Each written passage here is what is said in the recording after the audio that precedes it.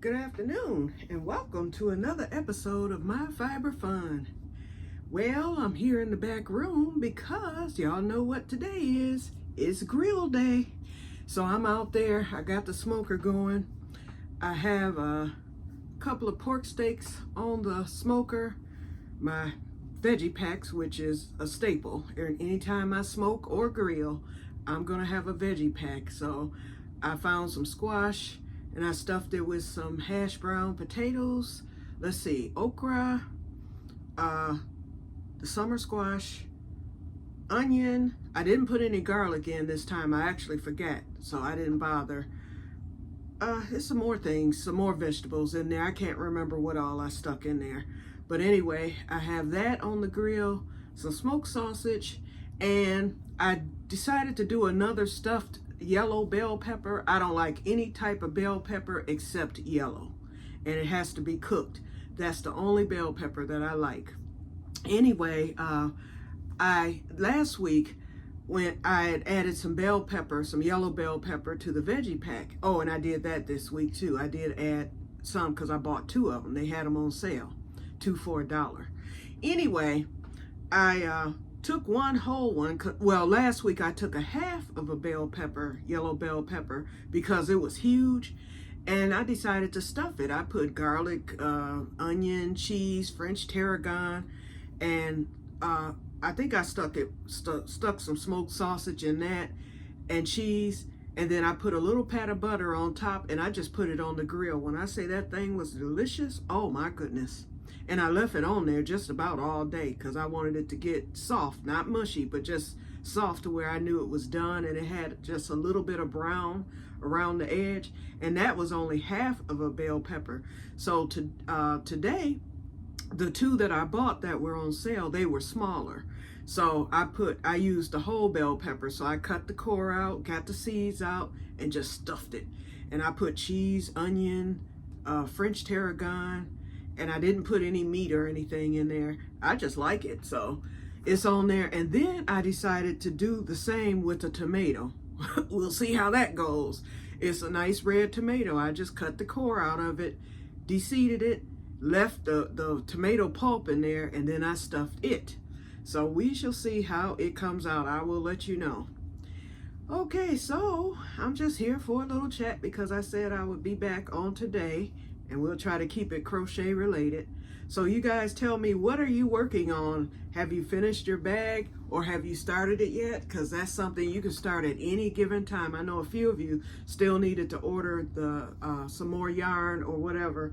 And so I know everybody hasn't completed it, or you may have been working on other projects. Well, I'm working on this blanket. First of all, I had to frog it from when you saw it the last time because it tightened up again. I should have known better. And I was using a K hook, which is what this, it's the Berroco Chunky Remix, which is a number 5 weight. And there's 100 and I think 90 yards. Wait a minute, my glasses are down in my, down here. Hold on.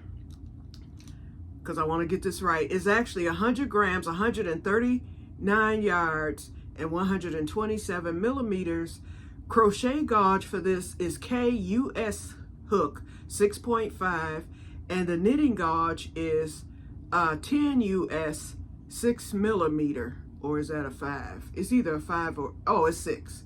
Okay, so now I ended up going up to a size L, and that gave it the perfect, not only texture, drape, and everything, and it kept the holes closed, but it untightened it. So it's looser now. And this is, wait, I gotta put the glasses on. A size L is, I think it's an 8 millimeter. Yeah, it's an 8 millimeter hook. But anyway, this is perfect for this yarn. And like I say, I've said it 2,000 times now. This yarn does not look chunky. It looks more of a 4 weight, and maybe this is what the Berroco people were thinking because of the thinness of it. But believe me, it fluffs out. It's one of those yarns that once you crochet with it, it expands. And so that's why it tightened up on me. So it's expanding with this. as well. But look at the drape. Oh my God, I love this thing. Okay, so I had bought 18, I keep saying 18 balls of this. I bought, I believe, 15 balls of this.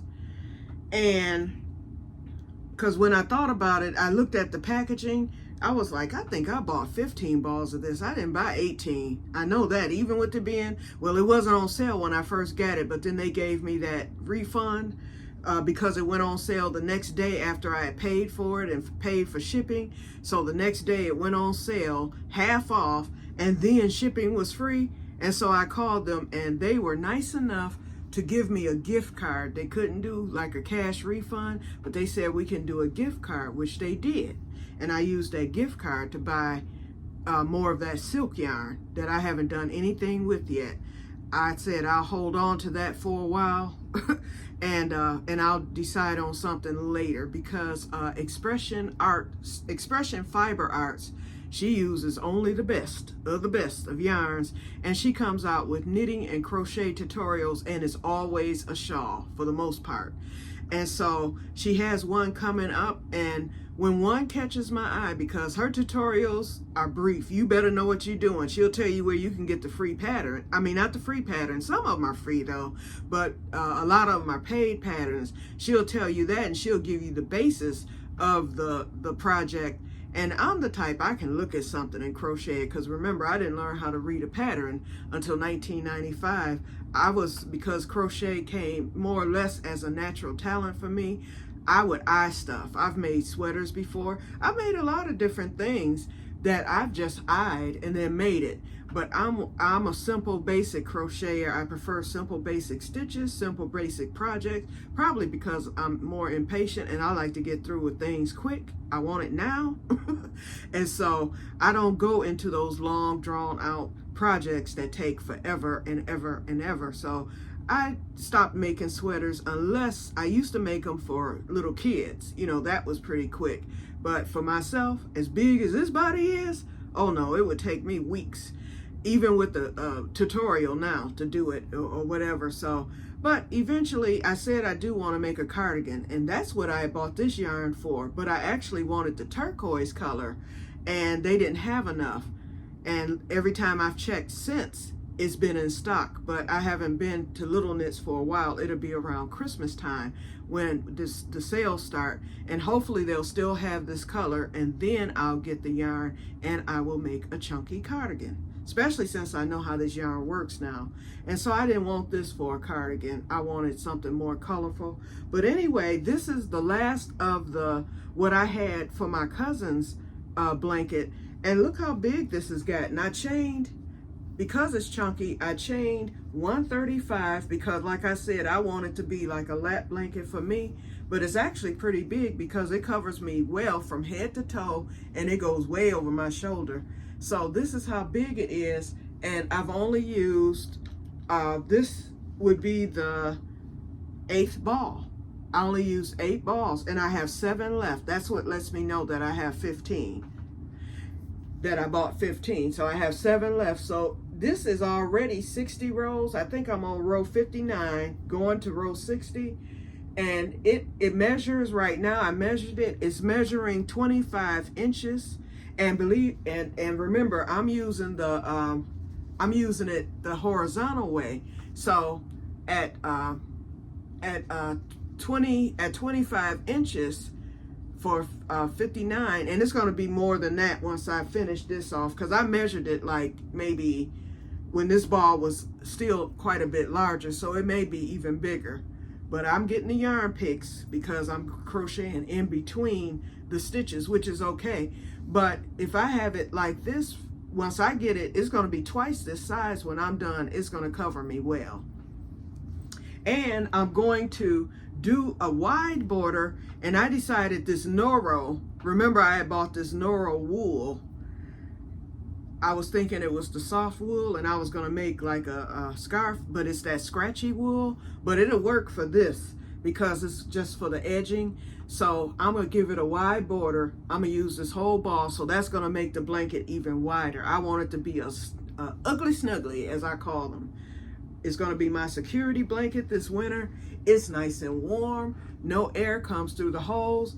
And it's taking me a little longer now because now I kind of cover with it when I'm working on it, and I keep falling asleep. I have taken at least 4 or 5 naps. I'm working on it, all of a sudden I'm like this, and I'm waking up a couple of hours later. And it's because this is so warm and sluggly. Then I'm under the air, feeling good. So I'm woke now, so I said, let me work on it. And then I work on it at night also. So I'll be finishing off this ball today, and I will be going into my last 7 balls of this to finish it off. So I figure I'll be done with this. I had said in 2 weeks, so I've been working on it with this L hook. It's been like maybe 3 days. I think I'll be done with it probably in the next, by this time next week, I'll be done with it. It's going to take a minute to get that border on there because I'm going wide with it. So I figure by next Sunday I'll be done. So I'll make sure I show you the finished product once I'm done with this. And so I'm just working on it now while my stuff is on the grill, and it's on the smoker. So it's basically set it and forget it. Okay, stop it. Yarn. And that's from me because I rolled this into a ball. I need to pull my yarn winder out, but I want to get one of those manual yarn winders because they're so nice. I've been seeing reviews of this one online. In fact, Crochet with Claire, she's in Australia.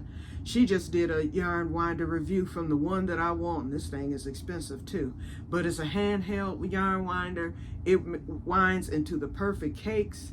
It's really, really nice, and that's what I want. I'd rather wind by hand instead of the one that I have is the Ball electric yarn winder, and it's loud and all that stuff, and it works pretty good. I've used it several times back when I first got it. I've had that thing now probably close to 20 years. Back when Joann's had the good coupons, I got it for 50% off because my big ticket items, that's how I would purchase them at Joann's back then, and I got it for 50% off. I paid, I don't know how much it cost back then. I know it was expensive. And I got it for half off. Plus, I think I had a 20% off. Remember when they used to combine? So I would go in there and get my big ticket items lots of times for 70% off. If not, well, always 50. So, but my Gingher scissors and those are the 2 items I specifically remember using the 20% off along with the 50% off coupon. And I would get 1 item at a time. And I did it over the course of maybe a year or something like that. And it has paid off for me. So back here, this is my back room crochet thing. This right here. And that's one artifact I don't think I showed y'all from Joann's. I bought this years ago. And so I have a whole bunch. Let me show y'all. And then we're going to get off of here because I feel as if I'm reaching now. This is some old yarn. Oops. In fact, everything. This is scrap from projects I've made. Some fair owls from a bag that I made. Oh, no. I don't know what I was starting with this fair owls, but it is scrap. Then this was left over. It was clearanced at Joann's, and I had to drive all over Detroit and around the world to get this yarn because when I started the blanket, which is there on the bed, a year ago, everybody knows about this on my other channel, my gardening channel. They had discontinued it, and I needed like 3 more balls of this, and I couldn't find it anywhere because it was discontinued. And so then I just started searching the Joann website, and I found out that they said that the Joann's in Wyandotte, it was way far. It took me like an hour to get there. They said that they had it. I took this long drive and they didn't have it. It turns out it was at the one close to me at Novi. And so I went there and they did have it. They said it had 1 ball. So I was like, I'll get this one and try to make it work. They ended up having like 3 balls. So I bought it. I only needed, no, they had like 4. I can't remember how many I got. I have to go back to that film. But anyway, I got more than what I needed. And this was what was left over from it. So I said, I'll just keep this. And I haven't taken very good care of it, as you can see. But anyway, I bought that, and I said I'll use it for if there's ever if the blanket, you know, ever gets a hole or something like that for repairs. And then this was left over of the secondary color that I used with it. And then this was some yarn. It was called something bamboo, and I decided to mix it. Oops, I think that was a bad mistake. I do not like these two colors together, but I'm going to still use it, and I'm going to make whatever it was I had planned to make out of it. And then this, I don't know what that is. So I just kind of threw, oh, oops. Well, just got grass all over this. Okay, so, oh, and then I have this pink. I don't know what that's for either. So I have all this yarn in here. And you know what? Let me roll this up. Let's get this straightened out real quick. Ooh, this is a mess. But I can get this. I'm going to just reball this, and this will straighten out on its own. And this one, I'm going to put into a ball because all the stuff that's mixed up in it is horrible. Wait, let me get this back in the Fair Isles. Okay, I'm gonna get this straightened out when I get off offline here, or get off the film. Let me roll this. Yeah, this was on clearance, and this is some. I have this color, which is the brown and white, and then I have it in burgundy and white. I have a lot of this because when it went on clearance for, let's see, what was the clearance price on this?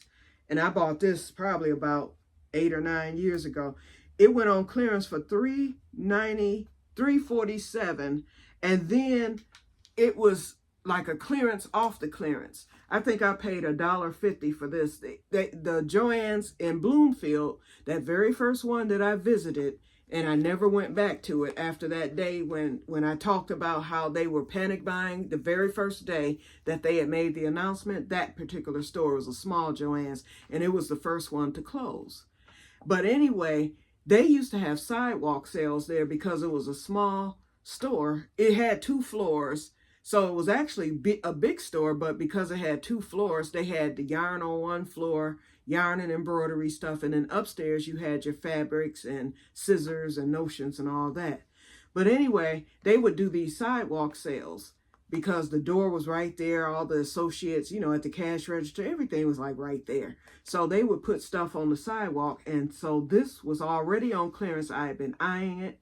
And then when they put the clearance on the clearance during the sidewalk sale, I bought every ball in there. So I ended up with like maybe 10 of these. And then I had like maybe 10 of the other. And then I bought the solid. That's what this one is. Oops, I'm sorry. I bought the, and this is to this, I bought the solid. So whatever project I was going to make, it was going to have the solid of the white color. Then I think I got a solid of the burgundy, a solid of the brown. And they didn't have too many of those, but they had all these that were mixed. So I don't know what I was going to make, but anyway, I have it. And I did make my cousin a prayer shawl, and ironically enough, she asked for me to make it in brown. She's my cousin in Oklahoma on my mother's side. And so I made it in the brown color. And so that's why this is here, but I still have a lot of this mess. Premier Rodeo, and I like it. It's a blend of polyester and cotton. Okay, so alrighty, so let me get off of here because I've rambled enough. Oh, here's the burgundy right here. Here's some of the, oh no, this is from that ball that I mixed with the brown, and this isn't even the Premier Rodeo. This is something else. Wait a minute, it might be the Premier Rodeo. Yeah, I took the solids and decided to mix them. I should have been mixing it with the solid white, and then I would have had to variegate it again. And then this is double-stranded, so it's thicker. So that's why I did it. But anyway, I messed up. That's all I can say. So let me get this out of here. Then I can get this, what is this called? Bernat plush. I can get this Bernat plush fixed. Oops, I'm pulling this out the thing, y'all. Oh no, I'm not. It had come loose from this is, not going to work. I'm going to get the scissors. Sometimes it's best to just cut it, okay? And that's what I'm going to be doing with that and this, and I'll just knot it off. Okay, because I'm making a bigger mess here. Alrighty, you guys, so I'm gonna get off of here now that I've bumbled and fumbled, and I see that my smoker, I don't see smoke coming out of it, so I need to go stoke the flame again. So I will talk to you guys later, and may God bless you all. Have a wonderful Sunday. And here I'm going to be saucing my pork steak with my homemade Q Shut Your Mouth barbecue sauce. I made this batch last week. So I love this stuff. I like it extra sweet with brown sugar. I put vanilla in it, homemade vanilla, and other ingredients, which are a top secret. Okay, I will talk to you later, and may God bless you all. Bye-bye.